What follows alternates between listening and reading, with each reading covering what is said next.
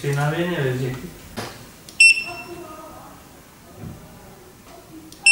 Sonbahar ayına girdiğimiz şu günlerde gündemden çok olan konulardan bir tanesi grip aşısı. Grip aşısını mevsimsel alerjik grip rahatsızlığına yakalanan risk grubundaki hastalarımızın yakalanmasını ve bu hastalığı daha hafif atlatması için önerdiğimiz bir ilaç grubu. Grip aşısını genelde 65 yaş üstü hastalarımıza öneriyoruz. İyi yapılmalarını tavsiye ediyoruz. Kronik bir rahatsızlığı olan hastalarımıza yapmalarını tavsiye ediyoruz. Akciğer, kalp rahatsızlığı olan hastalarımıza öneriyoruz. Bağışıklık sistemi düşük olan hastalarımıza, şeker hastalarımıza, astım, koah gibi rahatsızlığı olan hastalarımıza grip aşısı yapmalarını öneriyoruz. Ülkemizde genelde grip aşısı influenza A ve influenza B şeklinde, influenza A'nın 2 alt grubu, influenza B'nin 1 alt grubu bulunuyor.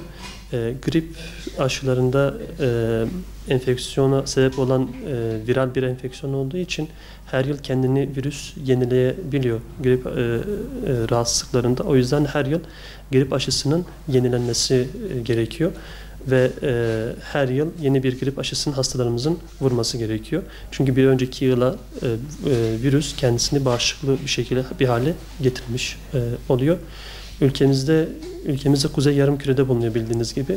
Kuzey Yarımküre'de genelde Ekim ayından itibaren sonbaharın girmesiyle beraber Ekim ayından itibaren aşılar vurulmaya başlanıyor.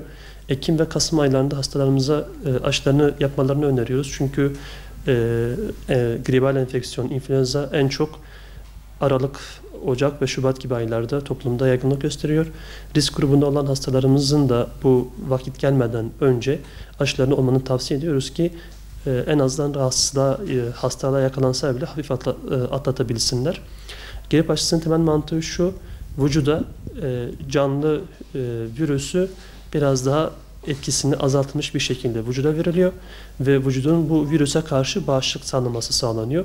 Bu şekilde hasta hastalıkla karşılaştığı vakitte hastalığı daha rahat ağırlaşmadan atlatabiliyor. Biz de o yüzden hastalarımıza genelde Ekim-Kasım aylarında aşılarını yapmalarını öneriyoruz. Ama hasta aşısını yapmadıysa ve bu süre geçtiyse, toplumdan da bu rahatsızlık varsa, devam ediyorsa Mart ayına kadar da hastalarımız aşılarını olabilirler. Genelde aşıdan sonra ciddi bir yan etki görülmez. Kızarıklık, ateş, ağrı gibi hafif yan etkileri olur. Bunlar da genelde 1-2 gün içerisinde etkisini yitirir. Normal rutin hayata geçilir. Grip aşısını bazı gruplara önermiyoruz. Özellikle 6 aydan küçük çocuklara önermiyoruz. Hamilenin ilk 3 ayında olan gebelere önermiyoruz. Aynı zamanda daha önce grip aşısı olup ciddi bir ciddi bir alerjik durum olan hastalara grip aşısı olmalarını önermiyoruz.